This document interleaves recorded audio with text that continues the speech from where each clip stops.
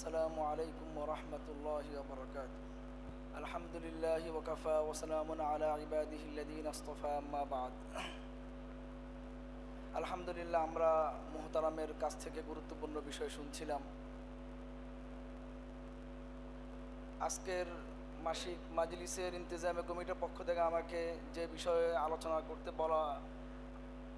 অনুরোধ করা হয়েছে সেটা হলো, আমরা যারা ক্যালেন্ডার দেখি তারা দেখি যে আজকে এই বছরের নভেম্বর মাসে সমস্ত শিক্ষা প্রতিষ্ঠানগুলোতে একটা ছুটি দেওয়া হয়, যেটাকে বলা হয় আখিরি চেহার সোমবার। তো আমাকে অনুরোধ করা হয়েছে যে আখিরি চেহার সোমবার সম্পর্কে আলোচনা করার জন্য, যে বিষয়টা কি আসলে, বা ইসলামের সাথে এটা সম্পর্ক কতটুকু, বা ইসলাম এটাকে সমর্থন করে কিনা। আমরা অনেকে ক্যালেন্ডারে দেখি আখিরি চেহার সোমবার, অনেকের হাকিকত বুঝে না। আমরা প্রতিষ্ঠানগুলো বন্ধ থাকে, সরকারের ছুটি থাকে। তা আমরা আগে একটু শব্দের বিশ্লেষণটা করি যে শব্দটা কি আসলে। আখির মানে তো বুঝি, আখির মানে শেষ। চেহার সোমবার, চেহার সোমবার এটা একটা ফার্সি শব্দ। আমরা যেরকম বলি শুক্রবার, শনিবার, রবিবার, সোমবার, মঙ্গলবার, একটা বারের একটা নাম থাকে, ঠিক ফার্সিতেও এই বিভিন্ন বারের নাম আছে। যেমন ফার্সিতে শুক্রবারকে বলে সোমবার, শনিবারকে বলে না, শুক্রবারকে বলে আদিন, শুক্রবারকে ফার্সিতে বলে আদিন, শনিবারকে বলে সোমবার, রবিবারকে বলে এক সোমবার, সোমবারকে বলে দো সোমবার, মঙ্গলবারকে বলে সে সোমবার। যেমন আমাদের মাদ্রাসাগুলোতে 3 মাস পরে যে পরীক্ষা হয় ওকে বলে সেমাহি, সেখান থেকে সে মানে 3, সে সোমবার মানে মঙ্গলবার। চাহার সোমবার, চাহার সোমবার মানে বুধবার। পাঞ্জে সোমবার বৃহস্পতিবার, আর আদিন মানে শুক্রবার। সে চাহার সোমবার, আখিরি চাহার সোমবার। যে আমরা যে আগামী 30 তারিখ নভেম্বরের 30 তারিখে যে একটা সরকারি ছুটি, এটা নাম ছুটি এই জন্য যে আখিরি চেহার সোমবার। যেমন আমাদের সরকারি ছুটিগুলো হয়, যেমন ঈদের ছুটি বা হিন্দুদের পূজার ছুটি, এভাবে আখিরি চেহার সোমবার একটা ছুটি আছে। এই বিষয়টা যে প্রেক্ষাপটটা বলা হয় সেটা হলো, আমাদের বাংলাদেশে একটা বিখ্যাত বই আছে, বইয়ের নাম হলো মুকসুদুল মুমিনিন। মানে জাল হাদিসের বা যেগুলো হাদিস নয়, এমন হাদিস নয় তার নাম বলা হচ্ছে হাদিস। যেমন টাকা আর জাল টাকা, ঠিক হাদিস এবং জাল হাদিস। জাল হাদিসের সমষ্টির অনেকগুলো বই আছে, এর মধ্যে একটা হলো মুকসুদুল মুমিন, 12 চাঁদের ফজিলত। এগুলো আমাদের সাধারণদের মাঝে খুব চল, আপনি ফেরিতে যাবেন দেখবেন খুব বিক্রি হয় বইগুলা। মুকসুদুল মুমিনিন, আমাদের এই দেশের বিখ্যাত একজন রাষ্ট্রপ্রধানের ছেলে জেলখানায় গিয়েছিল, তখন তার নিকটতম একজন আত্মীয় জেলে, তার নিকটতম ব্যক্তি কি করবে না করবে এই জন্য সে কয়েকটা বই নিয়ে গিয়েছিল, এর মধ্যে মুকসুদুল মুমিনিনও ছিল। তো মুকসুদুল মুমিনিনের বই থেকে আমাদের সতর্ক থাকা উচিত। এখানে ইসলামের নামে অনেক উদ্ভট কথাবার্তা আছে, হাদিসের নামে অনেক জালিয়াতি আছে। তো সেই মুকসুদুল মুমিনের ভিতরে আখিরি চেহারা সোমবার অনেক গল্প লেখা আছে। একটা গল্পে এটা লেখা আছে যে রসুল করিম সাল্লাল্লাহু আলাইহি সাল্লাম সফর মাসের শেষ বুধবার, আমরা একটু আগে দেখে আসলাম চেহার সোমবার মানে বুধবার, আখির মানে শেষ, অর্থাৎ বোঝাতে যাচ্ছে যে সফর মাসের শেষ বুধবারে রসুল করিম সাল্লাল্লাহু আলাইহি সাল্লাম অসুস্থতা থেকে সুস্থ হন, যে তাকে তাবিজ করা হয়। ওই তাবিজের প্রভাবে তিনি 6 মাস অসুস্থ ছিলেন। এমন অসুস্থ ছিলেন যে উনি বেশ কিছুদিন মসজিদেও যেতে পারেন নাই। এরপরে আখিরি চেহারা সোমবার, সফর মাসের শেষ বুধবারে তিনি সুস্থতা লাভ করেন। তখন সাহাবা একরাম ব্যাপকভাবে খুশি উদযাপন করে। উসমান রাদিয়াল্লাহু আনহু 700 উট দান করে দেন এবং তাদের খুশির বন্যা বয়ে যায়। এরপর থেকে সাহাবা একরাম এই দিবসকে খুশির দিবস হিসেবে পালন করা শুরু করেছেন। এ হলো মুকসুদুল মুমিনিন শরীফের বর্ণনা। আসলে এগুলো সব ভিত্তিহীন কথাবার্তা, মূল বিষয়গুলো যেটা ছিল আমাদের। তো সুতরাং ভিত্তিহীন কথাবার্তার ভিত্তিতে একটা দিবস সাব্যস্ত করা এবং একটা মুসলিম দেশে সেই দিবসকে সরকারি ছুটির কারণ সাব্যস্ত করা এবং শিক্ষা প্রতিষ্ঠানগুলো এই কারণে কি দেওয়া, ছুটি দেওয়া, এটা কখনো ইসলাম সম্মত না।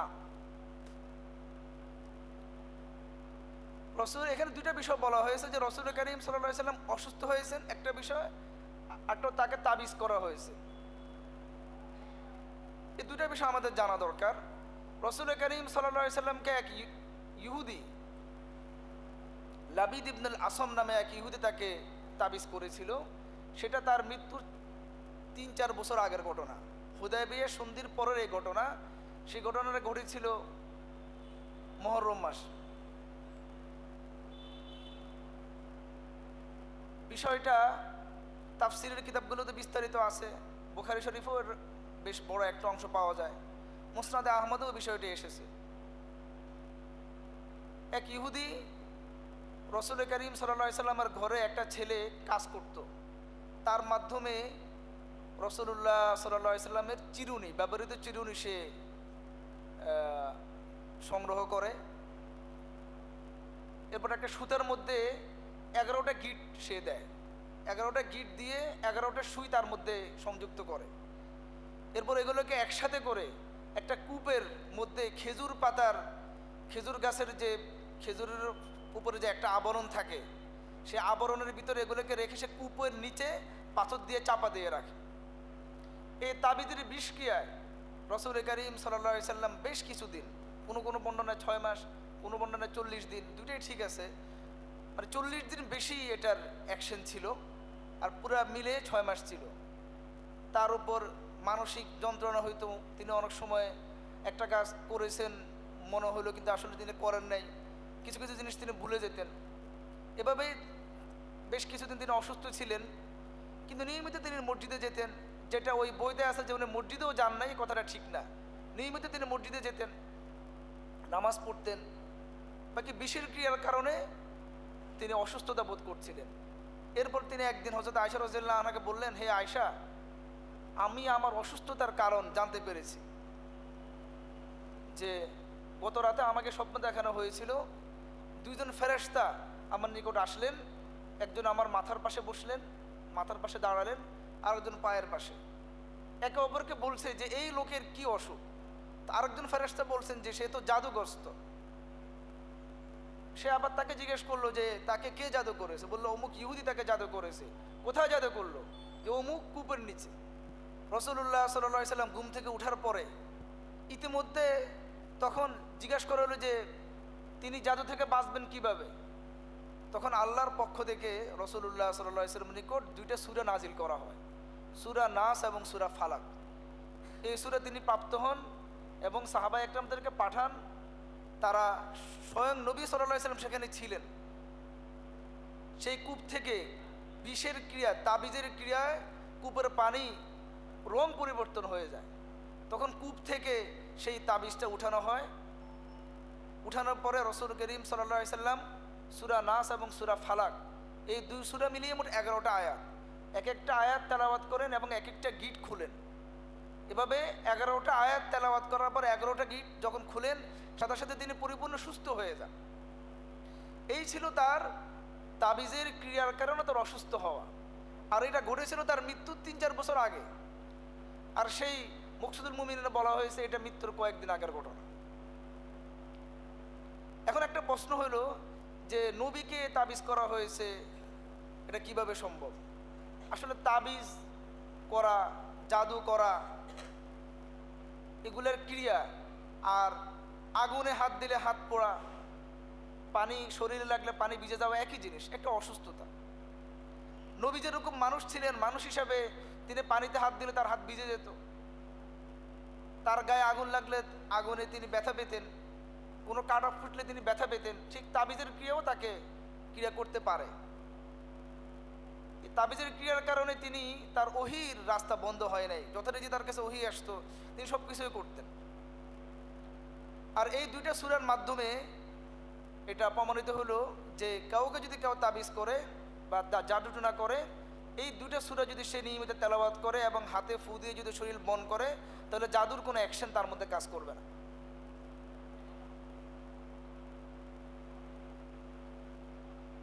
অনেকে বলে যে জাদুর বিষয় যেহেতু আসলো বা তাবিজের বিষয়, তাবিজের মাধ্যমেও মানুষকে সাময়িক ক্ষতি করা যায়।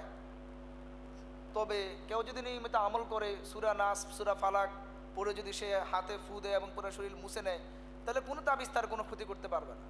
আমরা আজকাল ওই বিভিন্ন খোনার খনকারের কাছে কাছে ঘুরি, সাধারণ সাধারণ বিষয়ে আমরা তাবিজ তোমারের পিছনে ঘুরি, এগুলো ঠিক না। তাবিজের দ্বারা ক্ষতি করা যেরকম সম্ভব, তাবিজের অ্যাকশন কাটাও সম্ভব। আমি যদি সূরা নাস ফালাক পড়ি, তাহলে তাবিজের অ্যাকশন পুরো কেটে যাবে। আমাকে কোনো খোনার বা বিভিন্ন বৌদ্ধ টদ্য আছে, ওদের কাছে আমার যাওয়ার দরকার নেই। এই ছিল তাবিজ বা জাদু সংশ্লিষ্ট বিষয়। আর তার অসুস্থতার যে বিষয়টা, সেটা হলো সিরাত ইবনে হিশামের মধ্যে বিষয়টা এসেছে। আয়েশা রাদিয়াল্লাহু আনহা বলেন, ঘটনাটা ছিল সফর মাসের শেষ দিকে, বার ছিল সোমবার। তার অসুস্থতার সূচনা কিভাবে হয়েছিল? আয়েশা রাদিয়াল্লাহু আনহা বলেন, রাসূল করিম সাল্লাল্লাহু আলাইহি সাল্লাম এক রাতে বাকিউল গরকাত, যেটাকে আমরা জান্নাতুল বাকি নামে এই দেশের মানুষ চিনে, যেটা মদিনা মুনাওয়ারার সাথেই, তিনি বাকিউল গরকাতে রাত্রে যান। গিয়ে সেখানকার যারা শুয়ে আছেন কবরে, তাদের জন্য তিনি ইস্তিগফার করেন, ফাস্তাগফারা লাহুম, তাদের জন্য ইস্তিগফার করেন। এরপর রাতেই তিনি বাকিউল গরকাত থেকে তিনি ফিরে আসেন। ফিরে আসার পরে আয়েশা রাদিয়াল্লাহু আনহা বলেন, তিনি টের পেলেন যে আমি অসুস্থ। তিনি আমার কাছে আসলেন। আয়েশা রাদিয়াল্লাহু আনহার নিকট ওদিন তিনি ছিলেন না, মাইমুনার ঘরে ছিলেন। আয়েশা রাদিয়াল্লাহু আনহা মাথার যন্ত্রণায় বলছেন ইয়া রসা, মানে কি মাথা ব্যথা, যেটা আরবিতে মাথার যন্ত্রণা বেশি হলে তারা এভাবে ব্যক্ত করে ইয়া রসা ওয়া রসা ওয়া রসা, হাই কি মাথা ব্যথা। তো আয়েশা রাদিয়াল্লাহু আনহা মাথার ব্যথায় ছটফট করছিলেন আর বলছিলেন ওয়া রসা। তখন রাসূলুল্লাহ সাল্লাল্লাহু আলাইহি সাল্লাম বললেন, বাল আনা ওয়াল্লাহি ইয়া আয়েশা ওয়া রসা, হে আয়েশা, আল্লাহর কসম, বরং তোমার চেয়ে আমার মাথা বেশি ব্যথা করছে। বাল আনা, বরং তুমি না, মাথা ব্যথা তো আমার। ওয়াল্লাহি ইয়া আয়েশা ওয়া রসা, আল্লাহর কসম আমার মাথা প্রচণ্ড ব্যথা করছে। এই তার অসুস্থতার সূচনা। সেটা হলো হিজরির 11 হিজরির সফর মাসের শেষ সোমবারের ঘটনা এটা। এরপর রাসূল করিম সাল্লাল্লাহু আলাইহি সাল্লাম মাইমুনার ঘরে চলে আসেন। সেখানেই তার সকল স্ত্রীদেরকে ডাকা হয়। তারা যখন সেখানে আসেন, তখন রাসূলুল্লাহ সাল্লাল্লাহু আলাইহি সাল্লাম তাদেরকে বললেন যে আমার মনে চায় আমি অসুস্থতাকালীন সময় আয়েশার ঘরে থাকি, যদি তোমরা অনুমতি দাও। সমস্ত স্ত্রী বললেন যে ইয়া রাসূলুল্লাহ, আপনার যেভাবে সুবিধা হয় আপনি আয়েশার ঘরেই থাকেন, আমাদের কোনো আপত্তি নেই। তখন হযরত আলী রাদিয়াল্লাহু আনহু এবং ফাজল ইবনে আব্বাস রাদিয়াল্লাহু আনহু, এই দুজনকে ডাকা হয়। তারা আসেন। তারা এসে রাসূল করিম সাল্লাল্লাহু আলাইহি সাল্লামকে কাঁধে ভর করে, মানে এই দুজনের কাঁধে রাসূলুল্লাহ সাল্লাল্লাহু আলাইহি সাল্লাম ভর করে আয়েশার ঘরে যান। তখন তার পা মাটিতে হেঁচড়াচ্ছিল। আয়েশার ঘরে আসার পর তিনি অসুস্থ অবস্থায় ছিলেন। সকালে তার আগেই, তিনি অসুস্থ হওয়ার আগেই, তিনি তো সফর মাসের শেষ সোমবারে তিনি অসুস্থ হন। অসুস্থ হওয়ার আগেই তিনি মদিনা থেকে ফিলিস্তিনের একটা জায়গায় একটা মুসলিম সেনাবাহিনী পাঠানোর জন্য একটা বাহিনী তৈরি করেন, যে বাহিনীর মধ্যে বড় বড় সাহাবা একরাম ছিলেন। এর মধ্যে ওমর ফারুক রাদিয়াল্লাহু আনহু ছিলেন। আর সেই বাহিনীর সিপাহ সালার বা প্রধান সেনাপতি নিযুক্ত করা হয় হযরত যায়েদ ইবনে হারিসা রাদিয়াল্লাহু আনহু, যিনি খুব তরুণ সাহাবী ছিলেন। এবং তিনি নির্দেশ দিয়েছেন যে এই যায়েদ ইবনে হারিসার ওসামা ইবনে যায়েদ, ভুল বলেছি, ওসামা ইবনে যায়েদের নেতৃত্বে তাকে পাঠানো হয়। সকালবেলা রাসূলুল্লাহ সাল্লাল্লাহু আলাইহি সাল্লামের কানে খবর আসলো যে লোকজন গুঞ্জন করছে যে সে একজন অল্প বয়সের সাহাবী, আরো বড় বড় সাহাবা একরাম এখানে আসেন, ওমরের মতো ব্যক্তি আছেন, তাদের কাউকে সেনাপ্রধান না বানিয়ে একজন যুবককে বানানো হলো। এই বিষয় যখন তার কানে আসলো, আয়েশা রাদিয়াল্লাহু আনহা বলেন তিনি তার ঘর থেকে মাথা পট্টি বাঁধা ছিল, প্রচণ্ড মাথা ব্যথা চলছিল। পট্টি বাঁধা অবস্থায় তিনি বাইরে আসলেন, মসজিদে আসলেন, মিম্বরে বসলেন। বসে সাহাবা একরামদেরকে বললেন যে আমার দৃষ্টিতে এই বাহিনীর প্রধান হওয়ার যোগ্য ওসামা ইবনে যায়েদ, এবং আমি জানি যে তার মধ্যে কি কি যোগ্যতা আছে, সুতরাং তোমরা তার নেতৃত্বেই এই বাহিনী যাবে।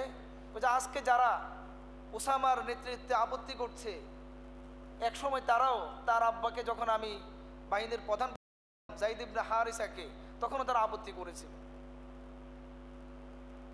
যাই হোক, রাসূলুল্লাহ সাল্লাল্লাহু আলাইহি সাল্লাম নির্দেশ দিলেন এবং সেদিনেই সে ওসামা রাদিয়াল্লাহু আনহুর নেতৃত্বে বাহিনী রওনা দিয়ে দেয় এবং তারা জুরফ নামক স্থান, যেটা মদিনা থেকে 3 মাইল দূরে, সেখানে তারা ছাউনি ফেলে এবং অপেক্ষা করছিলেন যে কারা কারা এই বাহিনীতে যোগ দিবে, ওটার জন্য তারা অপেক্ষা করছিলেন। সেখানে খবর পাওয়ার পরে, যখন সেখানে যাওয়ার পরে শুনলেন যে রাসূলুল্লাহ সাল্লাল্লাহু আলাইহি সাল্লাম অসুস্থ, তখন তারা অপেক্ষা ছিলেন যে কি ঘটে। এই সময় আমরা বের হয়েছি, তবে কি হয় শেষ পর্যন্ত এটা অপেক্ষায় তারা ছিলেন। তারা তখন আর রওনা দেন নাই। রাসূলুল্লাহ সাল্লাল্লাহু আলাইহি সাল্লাম ইন্তেকালের পরে যখন আবু বকর সিদ্দিক রাদিয়াল্লাহু আনহু খলিফাতুল মুসলিমিন হলেন, তখন তিনি প্রথম কাজ এটাই করেছিলেন যে রাসূলুল্লাহ সাল্লাল্লাহু আলাইহি সাল্লামের শেষ আদেশ পালন করা। এবং তিনি খলিফা হওয়ার পরে প্রথম যে রাষ্ট্রীয় কাজ আঞ্জাম দিয়েছেন সেটা হলো ওসামার নেতৃত্বে ফিলিস্তিনের সেই অঞ্চলে বাহিনী প্রেরণ করা। যাই হোক, রাসূল করিম সাল্লাল্লাহু আলাইহি সাল্লাম পরদিন এশার সময় তার শরীরটা একটু ভালো লাগছিল। তিনি জিজ্ঞেস করলেন, হাল সাল্লান নাস, লোকজন কি নামাজ পড়ে ফেলেছে? সাহাবা একরাম বললেন, তার ঘর থেকে বলা হলো, লা হুম ইয়ান্তাজিরুনাকা ইয়া রাসূলুল্লাহ, তারা তো আপনার অপেক্ষায় আছে, তারা এখন এশার নামাজ পড়ে নেই। তো বললেন, পানি আনো, আমাকে গোসল করাও। তখন তাকে গোসল দেওয়া হয়। গোসল করার পরেই তিনি আবার বেহুশ হয়ে যান। যখন তার হুঁশ ফিরে আসলো, আবার জিজ্ঞেস করলেন, দেখেন নামাজের কত গুরুত্ব, যে হা আসল্লান নাস, লোকজনকে নামাজ পড়ে ফেলেছে। একই উত্তর দেওয়া হলো, লা হুম ইয়ান্তাজিরুনাকা ইয়া রাসূলুল্লাহ, তারা তো আপনার অপেক্ষায় আছে। তখন রাসূলুল্লাহ সাল্লাল্লাহু আলাইহি সাল্লাম বললেন যে আবু বকরকে বলো, আবু বকর যেন লোকজনদেরকে নামাজ পড়ায়, কারণ তার শরীরের অবস্থা এমন ছিল না যে উনি মসজিদে যাবেন নামাজ পড়াবেন। আবু বকর সিদ্দিক রাদিয়াল্লাহু আনহু যখন খবর পেলেন, তিনি বললেন যে দেখো আমার পক্ষে তো সম্ভব না। তিনি ওমরকে অনুরোধ করলেন। ওমর রাদিয়াল্লাহু আনহু বললেন যে আপনিই সবচেয়ে বেশি হকদার নামাজ পড়ানোর। তখন আবু বকর সিদ্দিক রাদিয়াল্লাহু আনহু সে কয়দিন নামাজ পড়ান। ভাবেই তার অসুস্থতাকালীন সময় চলছে, তার মাথা সবসময় পুঁটি বাঁধা থাকতো। সেই যে আখেরি চাহার সম্বা, সেখানে ওই কথাটাও আছে যে তিনি বুধবারে সুস্থ হন। বুধবারে সুস্থ হওয়ার পর তিনি গোসল করেন। গোসল করার পরে তিনি আর কখনো গোসল করেন না মৃত্যু পর্যন্ত। দেখেন রাসূলুল্লাহ সাল্লাল্লাহু আলাইহি সাল্লাম মৃত্যুবরণ করলেন কবে? 12ই রবিউল আউয়াল, সফরের পরে রবিউল আউয়াল, মুহররম, সফর, রবিউল আউয়াল। তো তারা বলল যে সফরের শেষ সপ্তাহে তিনি সুস্থতা লাভ করেন, এরপরে সুস্থ হওয়ার পর তিনি গোসল করেন। অথচ তাবিজের অ্যাকশন কাটার পরে যে রাসূলুল্লাহ সাল্লাল্লাহু আলাইহি সাল্লাম সূরা নাস, সূরা ফালাক পড়ে গা বন্ধ করেছিলেন, সূরা নাস, সূরা ফালাক পড়ার পরে তাবিজের অ্যাকশন চলে যায়। এরপরে তিনি গোসল করেছেন এমন কোনো প্রমাণ পাওয়া যায় না। আর তারা বলে যে তাবিজের অ্যাকশন যাওয়ার পরে তিনি গোসল করেছেন আর গোসল করেন নাই। অথচ রাসূল করিম সাল্লাল্লাহু আলাইহি সাল্লাম আয়েশার বর্ণনা অনুযায়ী তিনি অসুস্থতার মাঝেও, এই অসুস্থতাতে যেটা সফরের শেষ দিকে তিনি অসুস্থ হন, এরপরে তিনি আর সুস্থ হন নাই, অসুস্থতার মাঝেও তিনি একদিন গোসল করেছেন, যেটা বুখারীর বর্ণনা অনুযায়ী এশার নামাজের সময়। যদিও তিনি মসজিদে যেতে পারেন নাই, তবে তিনি গোসল করেছেন। রাসূল করিম, আয়েশা রাদিয়াল্লাহু আনহা বলেন, রাসূল করিম সাল্লাল্লাহু আলাইহি সাল্লাম এই অসুস্থতার সময় যে কথাটা বেশি বলতেন, ওই সময় যেটা বলেছিলেন সেটা হলো যে হে আয়েশা, খাইবারের যুদ্ধের সময় আমি যে খাবার খেয়েছিলাম, যে খাবারে এক ইহুদি বিষ মিশিয়েছিল, এবং একটা টুকরা মুখে দেওয়ার পরেই আল্লাহর পক্ষ থেকে ওহী আসে জিবরাইল আলাইহিস সালামের মাধ্যমে যে খাবারে বিষ আছে, সাথে সাথে তিনি মুখ থেকে ফেলে দেন, কিন্তু বিষের ক্রিয়া ভিতরে ঢুকে যায়। এতদিন পর্যন্ত এটার ক্রিয়া অনুভব করেন নাই, রাসূলুল্লাহ সাল্লাল্লাহু আলাইহি ওয়াসাল্লাম মৃত্যুর সময় বারবার বলছিলেন যে সেই খায়বারে আমি যে খাবার খেয়েছিলাম সেই খাবারের বিষের কি আমি অনুভব করছি, এবং সেই বিষের ক্রিয়ার কারণে আমার আবহুর রোগ মনে হয় যে বিষ কেটে ফেলছে। আবহুর হলো মেরুদণ্ডের সাথে হৃৎপিণ্ডের একটা সংযোগ রোগ। এই রোগ যদি মানুষের কেটে যায় মানুষ মৃত্যুবরণ করে। বলেন যে বিষের ক্রিয়া যেন আমার সেই আবহুর রোগকে কেটে ফেলছে। তো বলেছিলাম যে তিনি সফর মাসের সব সময় অসুস্থতা তার শুরু হয়, এই অসুস্থতা থেকে তিনি আর কখনো সুস্থতা লাভ করেন নাই। এই অসুস্থতাতে তিনি এই পৃথিবী থেকে বিদায় গ্রহণ করেন। মাঝে একটু সুস্থতা লাভ করেছিলেন। তো দেখেন তার মৃত্যু হয় রবিউল আউয়াল মাসের 12 তারিখে। তারা যে কথাটা বলে যে তিনি সফর মাসের শেষ সপ্তাহ বুধবার তিনি সুস্থ হয়েছেন, এটাই এই বুধবারটা তার জীবনের শেষ বুধবার ছিল। তারা বলে এই তার মৃত্যু হয়েছে সোমবারে, আর এই সফর মাসের শেষ সপ্তাহ বুধবার হলো কি তিনি সর্বশেষ সুস্থতা লাভ করেন। তো যদি রবিউল আউয়াল মাসের 12 তারিখে তার মৃত্যু হয়, তাহলে সফর মাসের শেষ সপ্তাহ বুধবারটা তার শেষ বুধবার কিভাবে হয়? কারণ শেষ বুধবার অবশ্যই রবিউল আউয়াল মাসে হইতো, কারণ 12 তারিখ যদি সোমবারে তার মৃত্যু হয় তাহলে 12 তারিখের আগে এই 12 দিনের ভিতর বুধবার আসতে পারে না। 3 দিন আগেও তো 4 দিন আগেও তো একটা কি আসবে, বুধবার আসবে। বুধ, বৃহস্পতি, শুক্র, শনি, রবি, সোম। তাহলে তার 12 তারিখে তার ইন্তেকাল হলে 5 দিন আগে আরেকটা কি হতে পারে, বুধবার হতে পারে। সেই বুধবারটা কোন মাসে হবে? রবিউল আউয়াল মাসে হবে।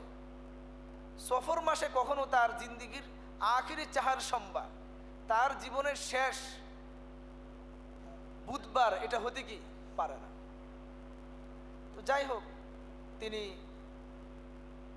ওই অসুস্থতার মধ্যেই যখন 12 তারিখ আসলো, 12 তারিখ সোমবার ফজরের সময় রাসূল করিম সাল্লাল্লাহু আলাইহি সাল্লাম কিছুটা সুস্থতা বোধ করেন। যখন ফজরের নামাজ চলছিল, এর মাঝে আরও একদিন তিনি কিছুটা সুস্থতা বোধ করছিলেন। সেই অসুস্থতাতে শুরু হলো, এরপর থেকে তিনি আর তার মাথা ব্যথা কমে না, সবসময় মাথা পটি বাঁধাই ছিল। দ্বিতীয় দিন এশার সময় তিনি যেতে চাইলেন, যেতে পারলেন না। মাঝে একদিন তার কাছে জোহরের সময় তার কাছে সুস্থতা বোধ হলো, তখন তিনি হযরত আলী রাদিয়াল্লাহু আনহু এবং আব্বাস রাদিয়াল্লাহু আনহু এই দুই সাহাবীর কাঁধে ভর করে তিনি মসজিদে তাশরিফ নিয়ে আসেন। তখন আবু বকর সিদ্দিক রাদিয়াল্লাহু আনহু মসজিদে ইমামতি করছিলেন, মসজিদে নববীতে। আবু বকর সিদ্দিক রাদিয়াল্লাহু আনহু যখন নামাজের টের পেলেন যে রাসূলুল্লাহ সাল্লাল্লাহু আলাইহি সাল্লাম আসছিলেন, তখন তিনি পিছে আসা শুরু করছিলেন। রাসূলুল্লাহ সাল্লাল্লাহু আলাইহি সাল্লাম ইশারা করলেন যে তুমি নামাজ পড়াও, আর আলী এবং আব্বাস রাদিয়াল্লাহু আনহুকে বললেন তোমরা দুইজন আমাকে আবু বকরের পাশে বসিয়ে দাও। দেখেন রাসূলুল্লাহ সাল্লাল্লাহু আলাইহি সাল্লামের ঘর ছিল মসজিদ নববীর সাথে, এই জন্য সামনের কাতারে আসার জন্য ওদিক দিয়ে আসার দরকার ছিল না, মানে সামনের কাতার দিয়ে কি করতে পারতেন, আসতে পারতেন। তো রাসূলুল্লাহ সাল্লাল্লাহু আলাইহি সাল্লাম আবু বকরের পাশে বসলেন। আবু বকর রাদিয়াল্লাহু আনহুর ইমামতিতেই নামাজ পড়া হলো। তার অসুস্থ হওয়ার পরে তিনি একদিন এসে আবু বকর রাদিয়াল্লাহু আনহুর পিছনে নামাজ আদায় করলেন। আর তার মৃত্যুর আগের দিন তিনি কিছুটা সুস্থতা অনুভব করেন। যখন তিনি কিছুটা সুস্থতা অনুভব করেন, তখন আবু বকর সিদ্দিক রাদিয়াল্লাহু আনহু রাসূলুল্লাহ সাল্লাল্লাহু আলাইহি ওয়াসাল্লাম থেকে অনুমতি নিয়ে তার বাড়ি যান। ওই দিন ফজরের সময় রবিউল আউয়াল মাসের 12 তারিখ, 11 হিজরির রবিউল আউয়ালের 12 তারিখের ফজরের সময় রাসূলুল্লাহ সাল্লাল্লাহু আলাইহি ওয়াসাল্লাম তার এই জীবনের সফলতার দৃশ্য তার দেখতে মনে চাইল, যে আমি যে এক বিশাল জামাত তৈরি করলাম, তারা কিভাবে তাদের রবকে সেজদা করে, তারা কিভাবে তাদের রবের সামনে দণ্ডায়মান আছে, এই দৃশ্য তার দেখতে মনে চাইল। তখন তিনি রাসূলুল্লাহ সাল্লাল্লাহু আলাইহি ওয়াসাল্লামের ঘরের সাথেই তো মসজিদে নববী ছিল, তিনি তার ঘরের আয়েশা রাদিয়াল্লাহু আনহার ঘরের পর্দাটা সরিয়ে তিনি মসজিদে নববীতে নামাজরত ফজরের নামাজের সাহাবা একরামের দৃশ্য তিনি দেখছিলেন। সাহাবা একরামদের কেউ কেউ ভাবলেন যে হয়তো বা রাসূলুল্লাহ সাল্লাল্লাহু আলাইহি ওয়াসাল্লাম আসবেন কিনা। রাসূলুল্লাহ সাল্লাল্লাহু আলাইহি ওয়াসাল্লাম ইশারা করলেন যে তোমরা নামাজ পড়ো, আমি আসবো না। কোন সাহাবী বলেন যে আমি দেখলাম যে রাসূলুল্লাহ সাল্লাল্লাহু আলাইহি সাল্লাম তিনি সাহাবা একরামের নামাজের দৃশ্য দেখে তিনি মুস্কি হাসলেন। এই পৃথিবীতে যত নবী আগমন করেছিলেন তাদের কারোই ভাগ্যে এটা জুটে নাই যে তিনি তাদের রেখে যাওয়া এক বিশাল জামাত যারা তার নীতির উপরে গড়ে উঠেছে, এরকম কোনো নবীর সুযোগ হয় নাই। যে সুযোগটা হয়েছিল আমাদের প্যারা হাবিব সাল্লাল্লাহু আলাইহি সাল্লাম, তিনি এক সাহাবা একরাম বিশাল কাফেলা, যেটা শুধু বিদায় হজের সময় ১৬ লক্ষ সাহাবা একরামের এক জামাত তার সাথে হজ করেছিলেন। তিনি তার গড়া মানুষদের নামাজের দৃশ্য দেখে তিনি খুব খুশি হয়েছিলেন। এরপর তিনি পর্দা ছেড়ে দিলেন। এই ছিল তার সর্বশেষ দিনের কাজ।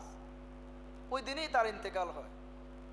সাহাবা একরাম বলেন, আয়েশা রাদিয়াল্লাহু আনহা থেকে বর্ণিত আছে, তিনি বলেন রাসূল করিম সাল্লাল্লাহু আলাইহি সাল্লাম মৃত্যুর আগ মুহূর্তে দুইটা কথা বেশি বেশি বলতেন।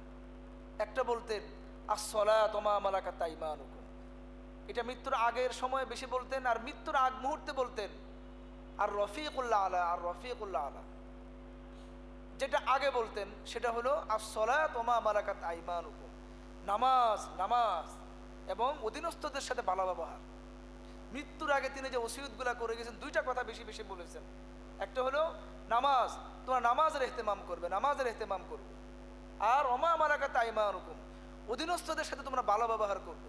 তোমার ঘরের কর্মচারী, তোমার দোকানের কর্মচারী, তোমার প্রতিষ্ঠানের কর্মচারী, তোমার রাষ্ট্রের কর্মচারী, এদের সাথে কখনো খারাপ ব্যবহার করবে না, ভালো ব্যবহার করবে। এদের অধিকার যথাযথ আদায় করবে, এদের হক যথাযথ দান করবে। এই ওসিয়তগুলো তিনি বারবার বলেছিলেন। তা আমাদের নবীর মৃত্যুকালীন এই শিক্ষা আমাদের নেওয়া উচিত যে ৫ ওয়াক্ত নামাজের ইহতেমাম করা, এদের অধীনস্থদের সাথে ভালো ব্যবহার করার কি করা, চেষ্টা করা। তো সর্বশেষ খোলাসা কথা হলো এটা যে আমাদের প্রত্যেকের উচিত যে এই যে নভেম্বরের ৩০ তারিখে যে ছুটি হবে, যেটাকে এখন বলা হচ্ছে যে আখিরি চাহার সম্বা, এবং এই সংশ্লিষ্ট যে সমস্ত ঘটনাগুলো বলা হয় এগুলোর সাথে ইসলামের কোনো সম্পর্ক নেই। রাসূলুল্লাহ সাল্লাল্লাহু আলাইহি সাল্লাম বিভিন্ন সময় বিভিন্ন আপদ বিপদ থেকে রক্ষা পেয়েছেন। তিনি উহুদের যুদ্ধে আক্রান্ত হয়েছেন, তার দান মোবারক শহীদ হয়ে গিয়েছে, রক্তে তার জুতা আটকে গিয়েছে। তিনি তায়েফের মাঠে তাকে কাফেররা রক্তাক্ত করেছে। এ সমস্ত অসুস্থতা থেকে তিনি সুস্থতা লাভ করেছেন। তার সুস্থতা লাভ করার পরে সাহাবা একরাম কোনো দিবস পালন করেছেন এমন কোনো ঘটনা ইতিহাসে পাওয়া যায় না। নবীর সুস্থতা একজন মুমিন তো খুশি হবে, কিন্তু নবীর সুস্থতার পরে সেই সুস্থতার দিবসকে খুশির দিবস পালন করা, যেটা সাহাবা একরাম করেন নাই, সেটা কখনো ইসলামের কাজ হতে পারে না। রাসূলুল্লাহ সাল্লাল্লাহু আলাইহি সাল্লামের জাদুর ক্রিয়া থেকে তিনি মুক্তি লাভ করার পরে তিনি পৃথিবীতে ৩-৪ বছর জীবিত ছিলেন, কখনো তিনি ওটার জন্য কোনো দিবস পালন করেন নাই। তার মৃত্যুর একরাম ১০০ বছর পর্যন্ত ছিলেন, তারাও কোনো দিবস তারা পালন করেন নাই। আল্লাহ তাআলা আমাদেরকে ইসলামের নামে যাবতীয় বিকৃতি থেকে হেফাজত করুক, এবং নবীর সর্বজে যে ওসিয়ত ছিল নামাজ এবং অধীনস্থদের সাথে ভালো ব্যবহার, সেটা আমাদেরকে আমল করার তৌফিক নসিব করুক। আমিন। ওয়া আখিরু দাওয়ানা আলহামদুলিল্লাহি রাব্বিল আলামিন।